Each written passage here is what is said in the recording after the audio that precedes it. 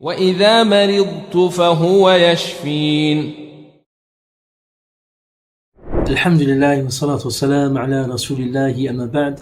Nous sommes toujours dans ces jolis jours, ces beaux jours, les beaux jours que notre prophète sallallahu alayhi wa sallam nous a annoncé que c'était parmi les meilleurs jours, comme a dit donc notre prophète sallallahu alayhi wa sallam dans comme vous savez dans le verset de Surat al-Fajr, par l'aube et par les 10 nuits et par le père et l'impère.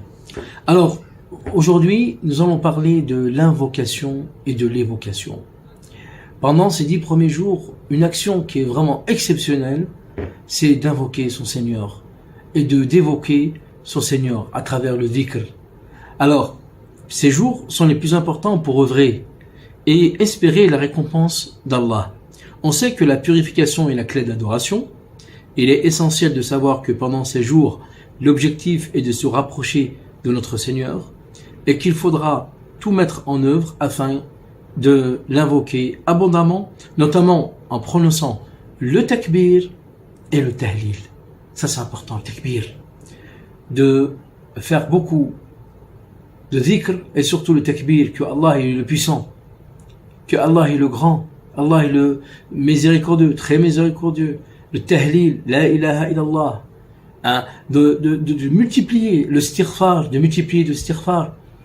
Quand on a un moment, essayez de faire des formules, par exemple des formules de rappel que je vous donne, le takbir, le tahlil, la ilallah wahdahu la sharika lahu mulku wa lahul hamdu wa ala kulli shay'in qadir, et le répéter dans les nuits, dans le soir, chez soi, à la mosquée, pas spécialement à la mosquée.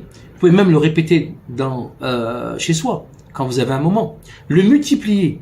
Donc, multiplier le takbir dans les 10 premiers jours pendant Dhul Hijjah. À savoir que, comme Allah dit dans le Coran, ceux qui ont cru et qui, dans les cœurs, se tranquillisent, dans les cœurs, s'apaisent à l'invocation du nom d'Allah Azza wa Jal. Et il n'y a pas mieux pour les troubles psychologiques, pour les problèmes psychiques, de faire du dhikr.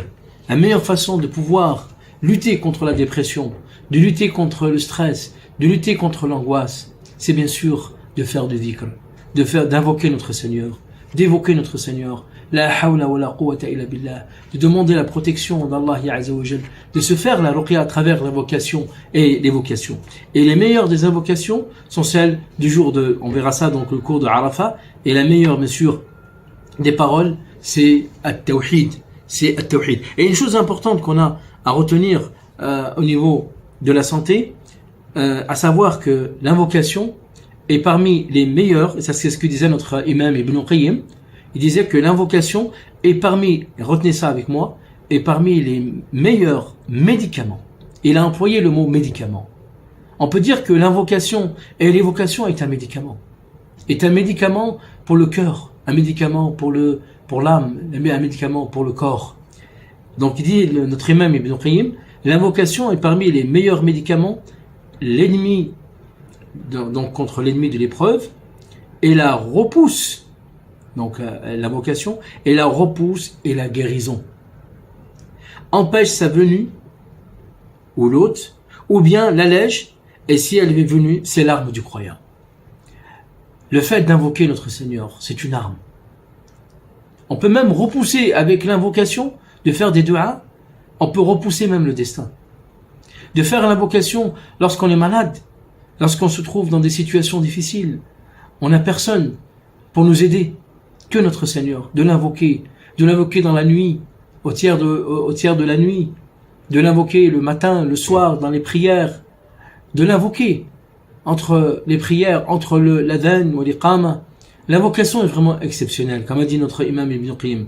Vraiment, ces paroles-là sont vraiment, demandent à écrire un livre complet sur l'explication de ces paroles, à dire que les meilleurs, et que l'invocation fait parmi des meilleurs médicaments pour apaiser les cœurs, pour repousser le mal, pour repousser le destin, pour repousser la jalousie, pour repousser le mauvais œil, pour repousser beaucoup de choses.